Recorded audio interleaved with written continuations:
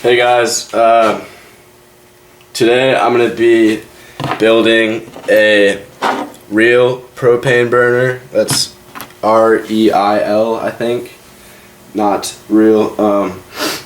It's a concept that was made by Reil, I'm pretty sure, and a lot of people use this design in their forges. Now this is something that you can have your own variation of. This is mine with the parts I was able to find. I think altogether all of these parts were around 50 bucks. You can maybe find them for cheaper. I would not suggest going to Lowe's. They are really expensive and the same quality, and they don't have as much stuff. They're not organized as well. I would really suggest your local Ace Hardware or just your local hardware store. So what I have here is a 2-inch to 3/4 reducer. This is going to be your air intake, and yeah, that was the only one I was able to find. A lot of people go with the 1.5-inch. That's just a popular choice. I wasn't able to find a 1.5-inch, so I just went with the 2-inch instead of the 1.25, just because more air is better than less. This is a 3/4-inch pipe, 10 inches long, black iron. Make sure that you get black iron pipes. Do not get galvanized, because when they heat up, they're supposed to release toxic fumes, and that's never good. So this is just a coupling, black iron coupling, 3/4 inch. What I'm going to use this for is, a lot of people suggest a flare on the end of the pipe. They say that if you just leave it like this, the flame doesn't really stay lit. So I'll just be putting this on the end like so.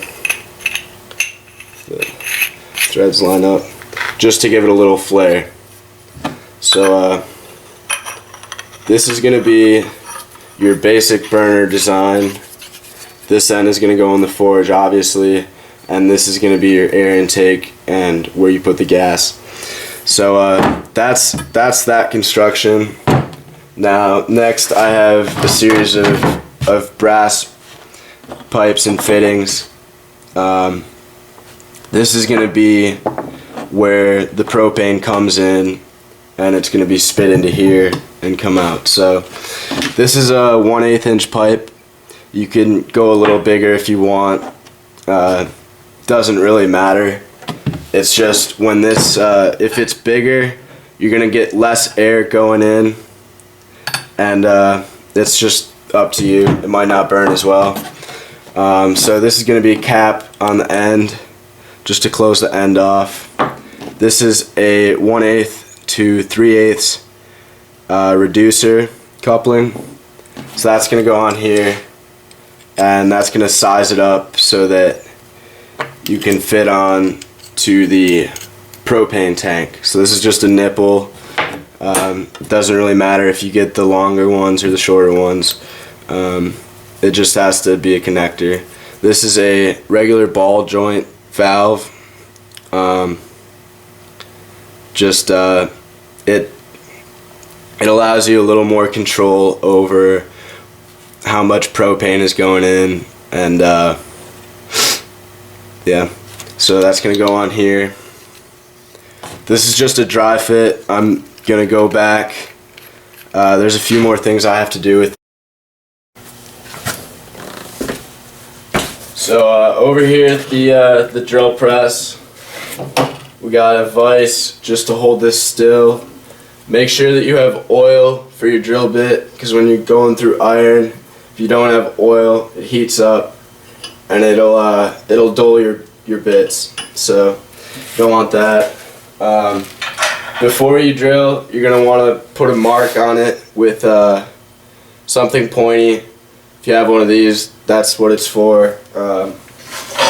So just line it up, give it a hit with the hammer, and you'll have a little point. That's so that the drill bit has somewhere to bite in. Also, I would suggest starting with a smaller bit and working your way up, just so that it's easier to go through. I don't know, it's up to you, but make sure that your drill bits can go through first as well. So yeah.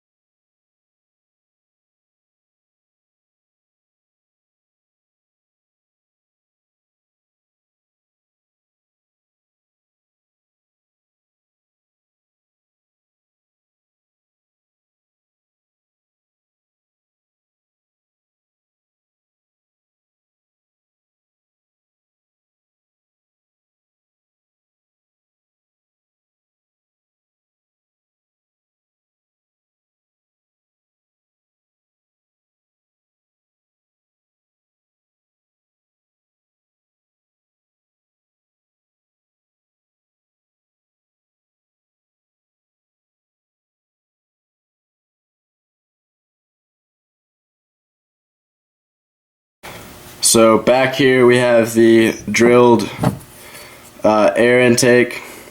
We have the 2 holes for the gas pipe, and then 3 on top. These go all the way down, so you can put a screw in to hold the gas intake, and this one will be for the choke. I also went ahead and drilled a hole in the gas pipe. If you can see it, it's pretty small. That's a number 60 hole, just the smallest drill bit I could find. That's what's suggested. So next I'm going to be putting the brass fittings together and the iron fittings as well.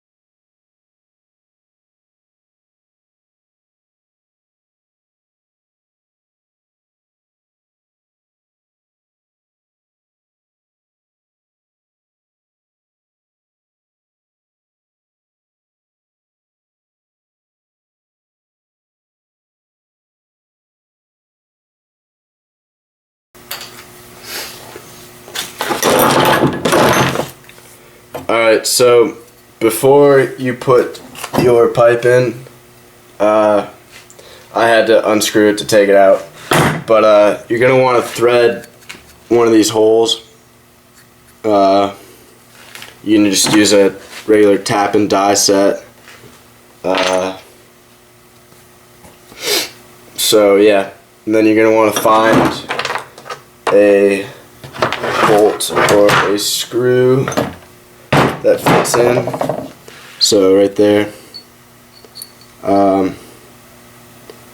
I decided to just use one hole. I think that it should stabilize it enough.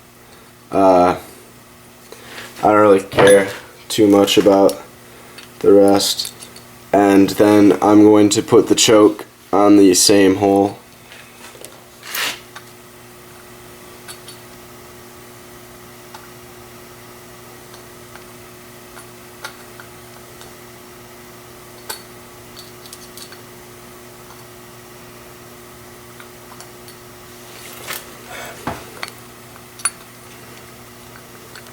So it's getting close here. You can see that the screw comes up a little bit, and that little bit is just enough to clamp down the other thing. So that's all you need. I'm going to take this screw out just so I can make something into the choke.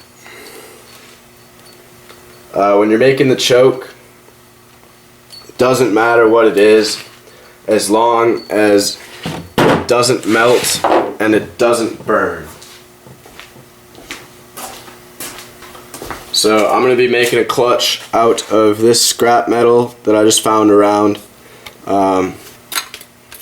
Pretty sure it's aluminum, but anything will do.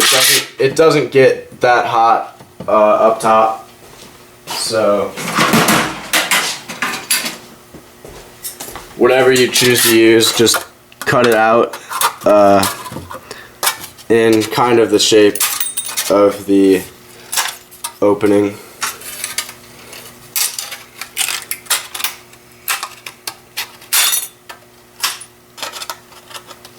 Again, it's not that important, as you'll see later. You just want something so that the air, you can control how much air is going in.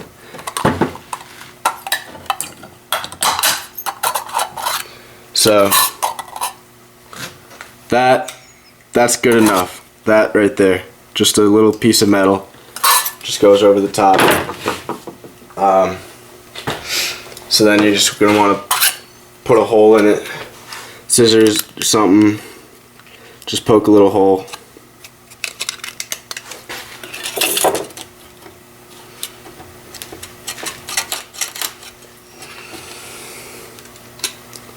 Little hole like that. Take your bolt or your screw, put it in. Again, you can really, this design really leaves it up to you what you want to do with it. So just gonna put it on there like that.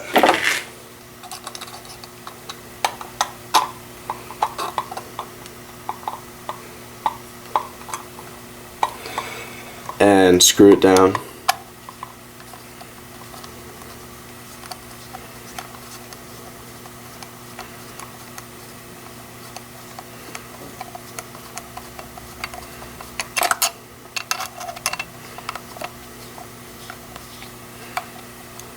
Until it pops out right there, and then bring it back. So that's the clutch. You just want something that you can just open up and control how much air is going in.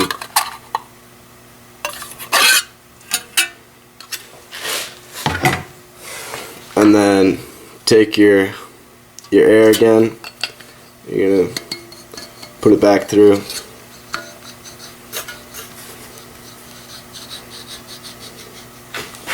Now this is the part where you're going to want to turn it over and make sure that you can see that tiny little, the 60 hole, right? Make sure that it's lined up in the center. You can't see because of the light, but it's lined up.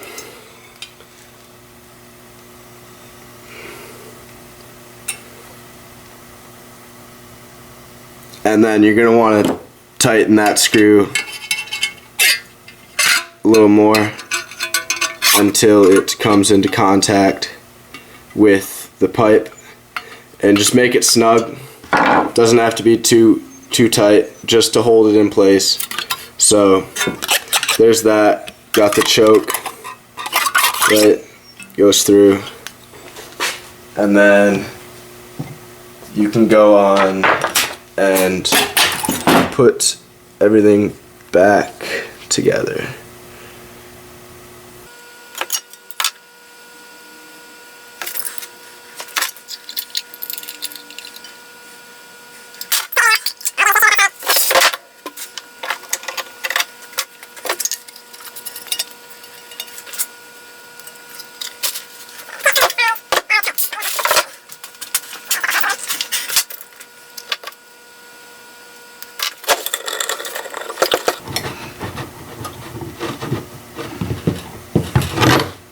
Alright, so that's the completed burner. That's mine. 50 bucks, all the parts. Let's go take it for a test run. Alright, so outside now. We're gonna test this. Before we do, there is one part that I forgot to mention in the first part, and that's this thing right here. This is pretty important because the gas line needs a special connector, so you need to get something that screws into that you can also put into your assembly. So I couldn't find this at any hardware stores, but I have a feeling if you have a propane store around you anywhere, that they would probably be selling it. And also I found this one online for like $2, so that's that. So yeah, let's test it out. Another thing, I was testing it out earlier without a regulator, without an adjustable regulator. I would definitely suggest investing in one. This one right here is 0 to 30 psi. It works pretty good in my opinion. Yeah. So we'll turn on the gas. Make sure that you're in a safe environment. Make sure there's nothing to burn really. I'm out on my brick patio. Pretty safe in terms of that. Make sure that you have a decently long gas line. You don't want your burner too close to your tank, because that can't be safe. So we're going to crank up the PSI a little bit, open it up.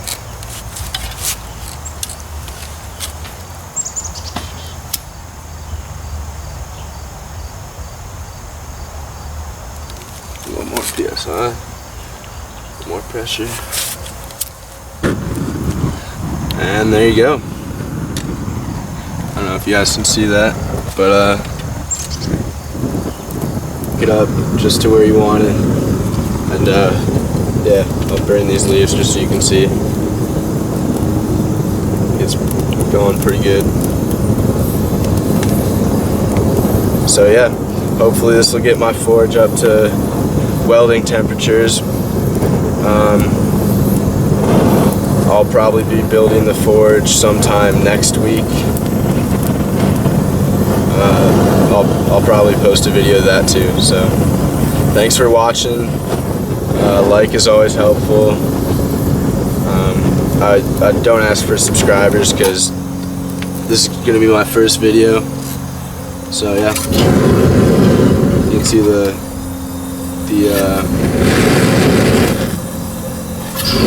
choke.